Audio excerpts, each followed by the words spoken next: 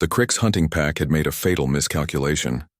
They had tracked the small human vessel through 3 star systems, watching it limp along on failing engines.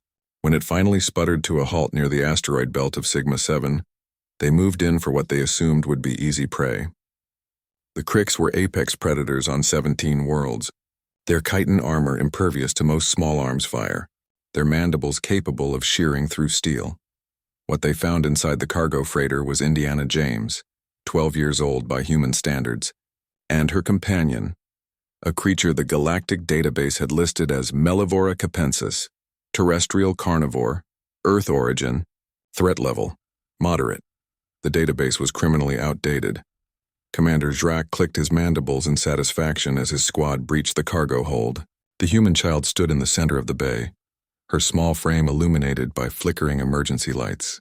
Beside her, a stocky, black and white animal no larger than a standard cargo container sat on its haunches, watching them with dark, calculating eyes.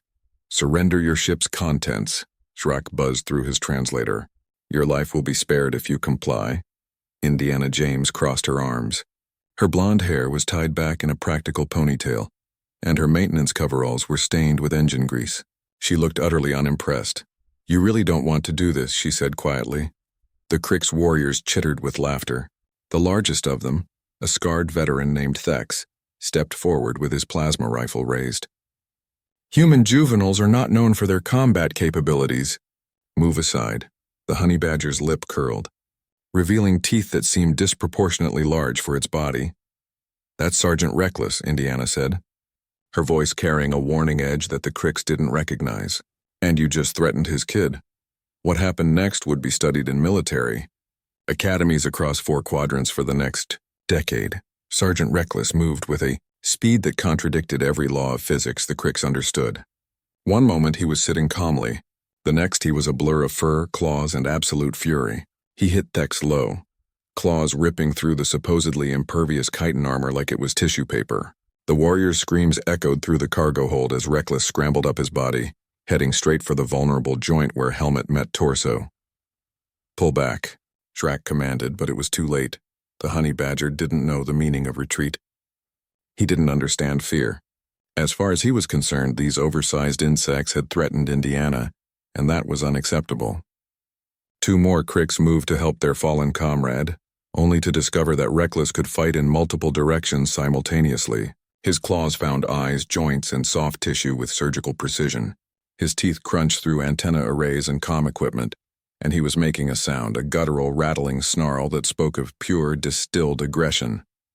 Indiana, for her part, wasn't idle.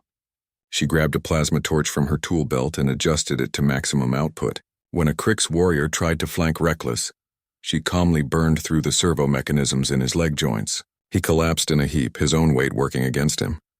"I tried to warn you," she muttered, moving to her next target with the efficiency of someone who had learned to survive in a hostile galaxy. The Cricks had conquered worlds through intimidation and superior firepower. They had never encountered an enemy that simply refused to acknowledge it was outmatched. Reckless embodied a principle that humans had learned millennia ago. Sometimes the craziest option was the best option. He wasn't trying to win strategically. He was trying to hurt them so badly they'd never forget it. And it was working.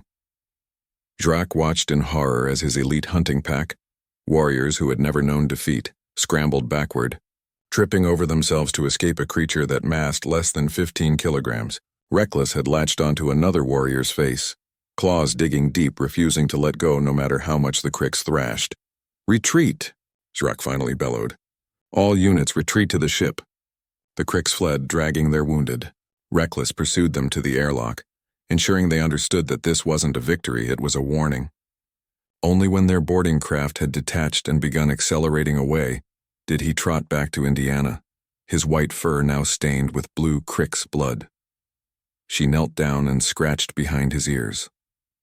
"Good boy, Sarge, good boy," Reckless chittered softly, already calm, as if he hadn't just single-handedly routed an apex predator species. Indiana activated her emergency beacon and set about repairing the engines. By the time the human patrol ship arrived 3 hours later, she had the freighter running again and was sharing her emergency rations with Reckless, who was napping peacefully on a pile of cargo netting. The patrol captain listened to her report with increasing disbelief. You're telling me a honey badger fought off 6 Crick's warriors? 7, Indiana corrected. One was hiding behind the cargo containers. Sarge found him. The captain looked at the sleeping animal with newfound respect. I need to update our threat assessment protocols. Probably a good idea, Indiana agreed. But honestly, the Cricks made the real mistake when they cornered us.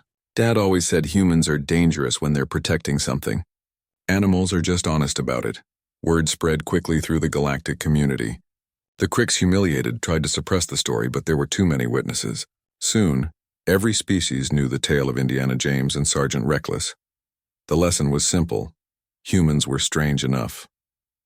Their companions were somehow worse. And if you cornered a human child and their honey badger, you'd learn very quickly why Earth's predators didn't need armor or advanced weapons.